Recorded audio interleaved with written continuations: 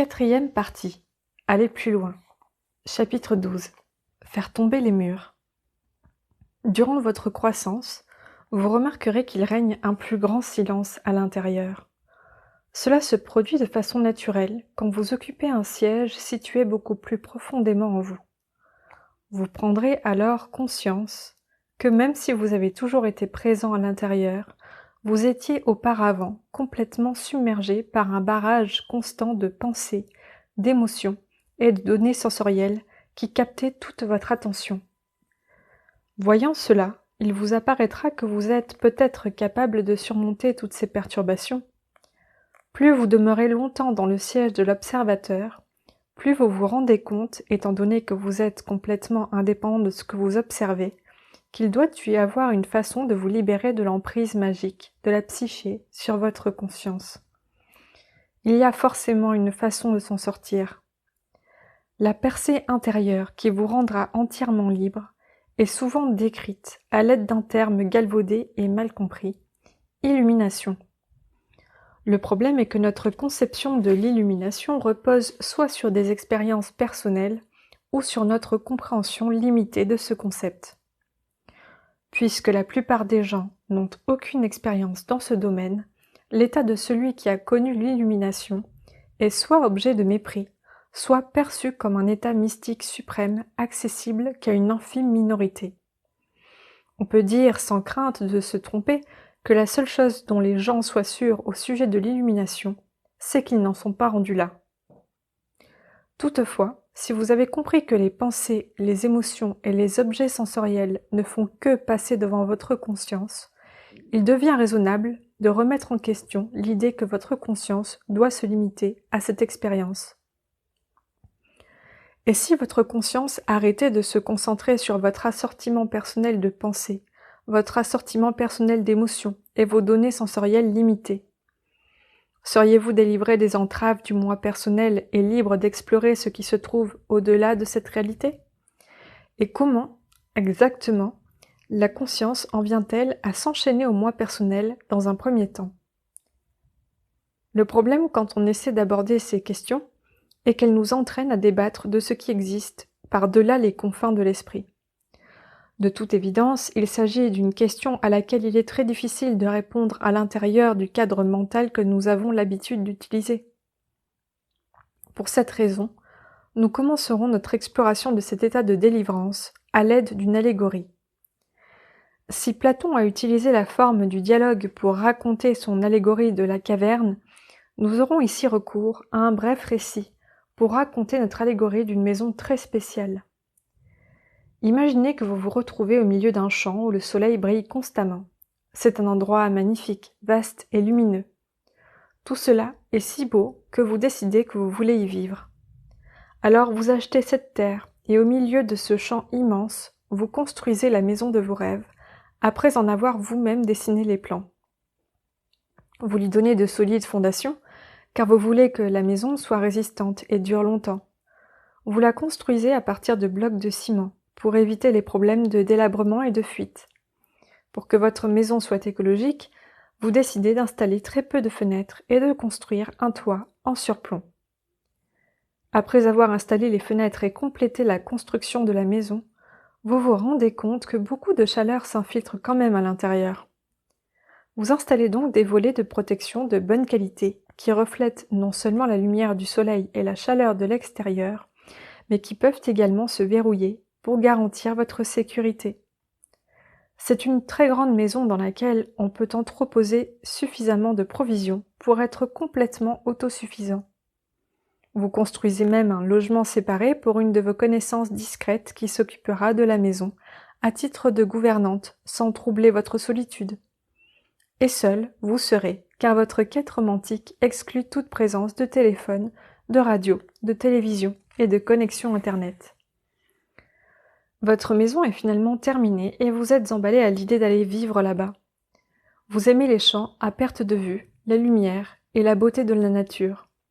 Mais par-dessus tout, vous êtes enchanté de cette maison.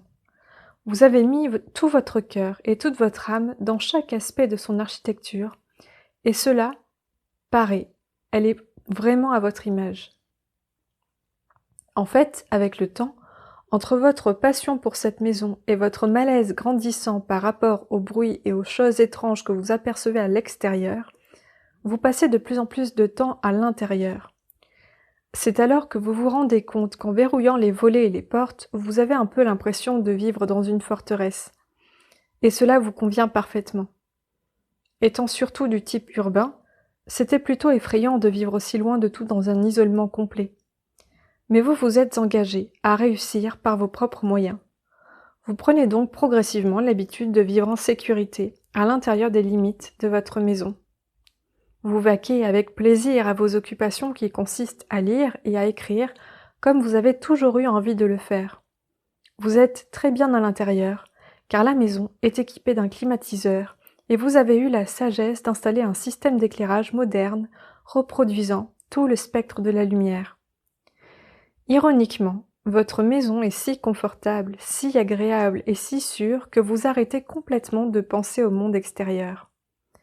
Après tout, cet intérieur est familier, prévisible et entièrement sous votre maîtrise. Le monde extérieur est mystérieux, imprévisible et entièrement hors de votre maîtrise.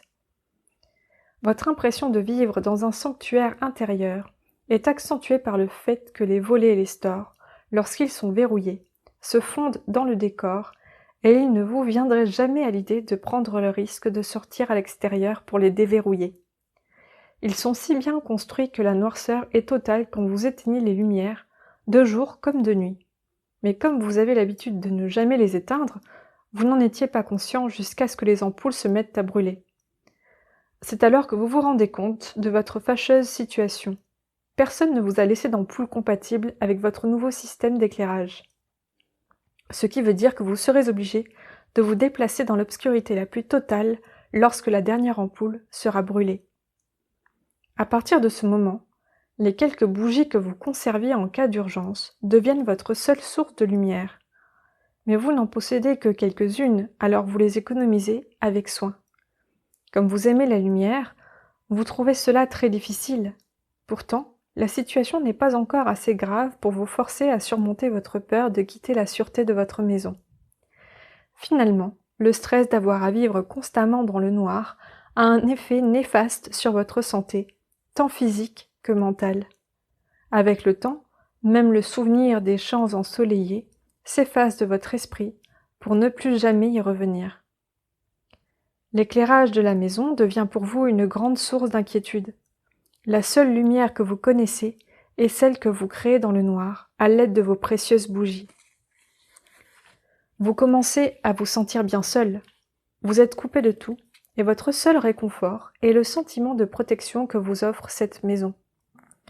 Vous ne savez plus exactement de quoi vous avez peur. Vous êtes uniquement conscient d'être tout le temps effrayé et mal à l'aise. Ce sentiment de sécurité est la seule chose qui vous permet de tenir le coup. Vous arrêtez même de lire et d'écrire à cause du manque de lumière. Il fait noir et vous êtes vous-même en train de sombrer dans les ténèbres. Puis un jour, la gouvernante, qui partage votre besoin maladif de rester en sécurité dans la maison, vous demande de descendre à la cave. Vous êtes estomaqué par le spectacle qui s'offre à vous. Elle a découvert une pleine boîte de lampes électriques que l'on peut recharger simplement en les agitant. Votre gouvernante en a déjà allumé quelques-unes, et la cave est remplie de lumière. Cette découverte marque un point tournant dans votre vie. Vous entreprenez donc de créer de la lumière, de la beauté et du bonheur dans les limites de votre maison. Vous décorez chaque pièce et travaillez avec votre gouvernante pour maintenir un bon éclairage dans la maison jusqu'à ce que vous vous mettiez au lit. Vous recommencez à lire et à écrire, et il s'avère que la personne avec qui vous partagez la maison adore ce que vous écrivez. En fait, la maison n'est pas seulement éclairée par ces sources de lumière artificielle, les feux de l'amour ont commencé à briller dans vos cœurs. Imaginez toute la lumière que vous pourriez créer ensemble au lieu de rester chacun de votre côté. Vous commencez à passer tout votre temps ensemble, et vous organisez même une cérémonie de mariage. Vous jurez de prendre soin l'un de l'autre et d'apporter amour et lumière dans cette maison, et tout cela est très beau. Comparativement à l'obscurité dans laquelle vous viviez, c'est le paradis. Un jour, vous tombez sur un livre dans votre bibliothèque. Il vous intéresse car il est question d'une source de lumière naturelle qui existe à l'extérieur. Il est même question de baigner dans cette lumière. Il s'agit d'une lumière dont l'intensité dépasse tout ce que vous pouvez imaginer et qui n'a besoin de personne pour exister. Vous êtes quelque peu dérouté. Après tout, la seule lumière que vous connaissez est la lumière artificielle de vos bougies et de vos lampes électriques. Comment peut-on créer autant de lumière et s'assurer qu'elle ne s'éteigne pas? Vous n'avez pas la moindre idée de ce dont il est question, car vous voyez toute chose en relation avec la façon dont vous vivez. Vous vivez à l'intérieur d'une maison, et par conséquent, vous vivez dans l'obscurité. Toute la lumière à laquelle vous êtes exposé se limite à ce que vous pouvez créer à l'intérieur de la maison. Vous y vivez depuis si longtemps que tous vos espoirs, tous vos rêves, toute votre philosophie et toutes vos croyances sont fondés sur le fait de vivre dans l'obscurité. Tout votre monde tourne autour de la nécessité de maintenir le mode de vie que vous avez adopté pour survivre dans les limites de cette maison. Quand vous reprenez la lecture de ce livre apparemment mystique, il est question de ce que l'on ressent à marcher sous cette source de lumière naturelle. Il semble décrire une lumière omniprésente et autosuffisante qui brille partout en même temps. C'est une lumière qui brille sur toute chose constamment et uniformément.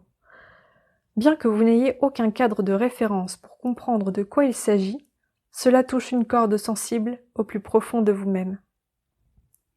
Le livre aborde ensuite la question de sortir à l'extérieur, soit de franchir les murs du monde que vous vous êtes créé. En fait, il dit que même si vous êtes attaché à ce monde enchanteur que vous avez créé pour éviter l'obscurité, vous ne connaîtrez jamais l'abondance de lumière naturelle qui se trouve par-delà les limites de votre maison. Comment parviendrez-vous à sortir à l'extérieur si vous êtes à ce point dépendant de ce que vous avez construit à l'intérieur? L'analogie d'une vie passée à l'intérieur d'une maison correspond parfaitement à notre triste situation. Notre conscience d'exister, vit profondément en nous dans un coin artificiellement scellé et absolument coupé de tout.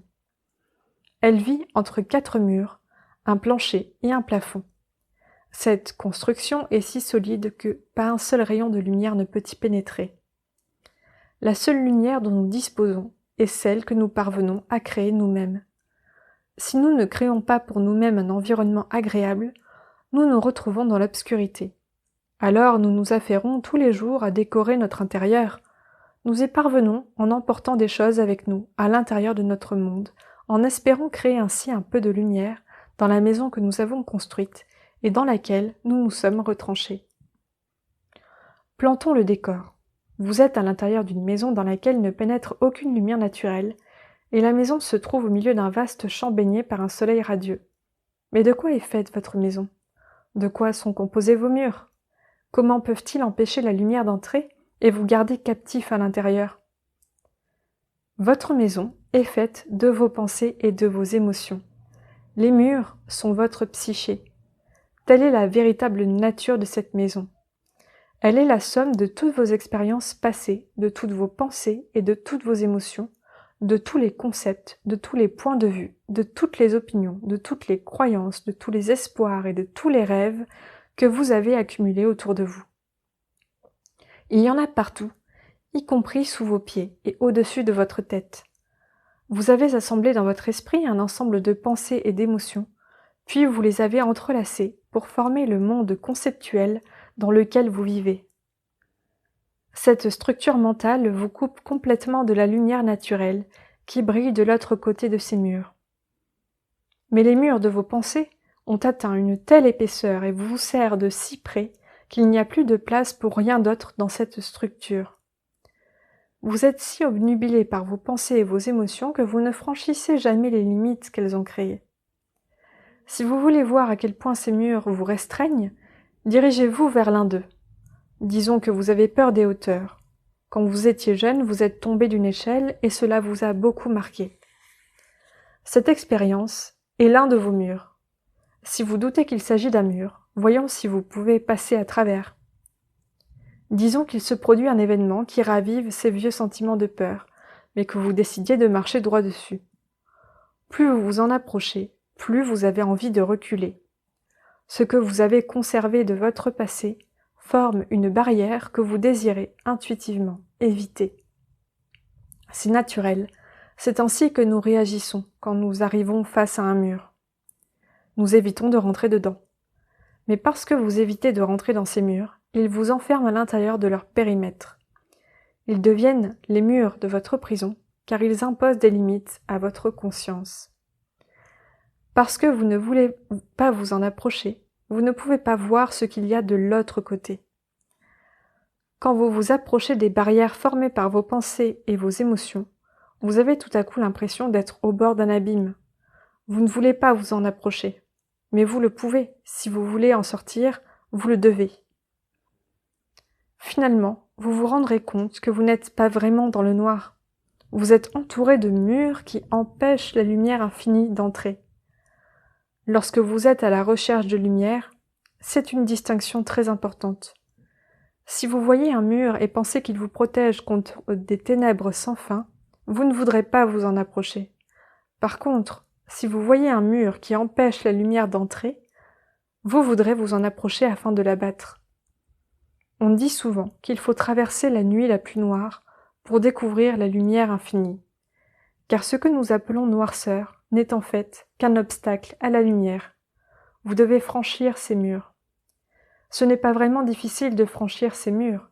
Maintes et maintes fois, quotidiennement, le cours naturel de la vie entre en collision avec nos murs et essaie de les abattre.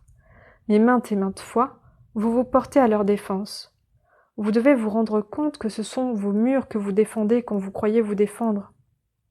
Il n'y a rien d'autre à défendre à l'intérieur. Il n'y a que votre conscience d'exister et la maison que vous avez construite pour y vivre. Ce que vous défendez, c'est la maison que vous avez construite pour vous protéger. Vous vous cachez à l'intérieur de celle-ci.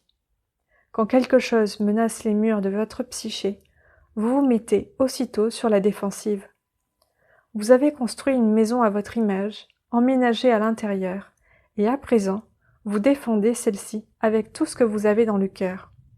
Mais qu'est-ce qui a permis la création de cette maison intérieure, sinon les murs de vos pensées?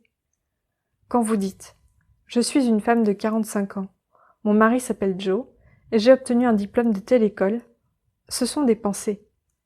Les situations véritables n'existent plus à l'intérieur de vous, si ce n'est sous forme de pensées auxquelles vous vous raccrochez. Mais j'étais pom-pom girl et présidente de ma classe de finissants. C'était il y a 30 ans. Ces situations n'existent plus à présent. Mais elles existent à l'intérieur de vous et elles forment les murs au sein desquels vous vivez. Et si quelqu'un remettait en question votre conception de vous-même et y faisait une brèche? Et si quelqu'un parvenait à ébranler l'une de ces pensées sur laquelle la maison de votre psyché est construite? Imaginez si quelqu'un vous avait dit à 20 ans « Attends une minute, ces gens ne sont pas tes parents, tu as été adopté, ils ne te l'ont jamais dit ?» Vous auriez refusé de le croire jusqu'à ce que cette personne vous montre les documents. Cela aurait ébranlé tout votre être intérieur. Une seule pensée erronée, et la structure s'effondre. Un trouble et une peur immense peuvent naître à l'intérieur de vous, simplement parce qu'une chose n'est pas ce que vous pensiez qu'elle était. Cette découverte vous ébranle jusqu'au tréfonds de votre être, car cela remet en question la maison des pensées dans laquelle vous habitez. Pour y remédier, vous cherchez une justification après coup. Je savais qu'ils étaient merveilleux. Ils se sont comportés envers moi exactement comme l'auraient fait mes vrais parents. Imagine un peu ces gens adopter un enfant comme moi et l'élever comme si c'était le leur. Mon Dieu, ils sont encore plus extraordinaires que je ne le pensais. Vous avez très bien colmaté cette brèche. C'est ainsi que nous prenons soin de nos murs. Nous veillons à ce qu'ils soient solides. Rien ne doit pouvoir ébranler la solidité de ces murs. Remarquez que vous avez colmaté le mur qui se fissurait avec des pensées. Vous avez colmaté avec des pensées quelque chose qui est composé de pensées. C'est ce que nous faisons. Tout comme la personne poussée par la peur qui s'enferme à l'intérieur d'une maison obscure au milieu d'un champ ensoleillé, puis qui s'efforce désespérément de créer un peu de lumière, nous travaillons durement pour construire un monde dans l'espace délimité par nos murs intérieurs qui soit préférable à cette obscurité. Nous décorons nos murs avec les souvenirs de nos expériences passées et avec nos rêves d'avenir. Autrement dit, nous les décorons avec des pensées. Mais tout comme la personne enfermée dans sa maison peut sortir de son petit monde artificiel pour redécouvrir la beauté de la lumière naturelle, vous pouvez sortir de votre maison de pensée pour redécouvrir un monde illimité. Votre conscience peut s'élargir pour englober un espace immense au lieu de l'espace limité que vous habitez présentement. Par la suite, quand vous repenserez à cette petite maison que vous aviez construite, vous vous demanderez pourquoi vous y êtes un jour entré. C'est ce qui vous conduira à l'extérieur. La liberté est à votre portée. Elle se trouve de l'autre côté de vos murs. L'illumination est quelque chose d'unique, mais en réalité, on ne doit pas se concentrer sur cet objectif. Concentrez-vous plutôt sur les murs que vous avez vous-même érigés et qui empêchent la lumière d'entrer. À quoi cela sert-il d'ériger des murs qui bloquent la lumière, si ce n'est pour ensuite chercher à connaître l'illumination? Vous pouvez sortir simplement en laissant la vie quotidienne abattre les murs qui vous entourent. Arrêtez tout simplement de soutenir, de réparer et de défendre votre forteresse. Imaginez votre maison de pensée au milieu d'un océan de lumière provenant d'1 billion d'étoiles. Imaginez votre conscience prisonnière dans l'obscurité de cette maison, luttant chaque jour pour survivre à la lumière artificielle de vos expériences limitées. Imaginez à présent les murs en train de s'écrouler et la libération de votre conscience en pleine expansion dans la lumière de ce qui est et de ce qui a toujours été. À présent, donnez un nom à cette expérience. Illumination.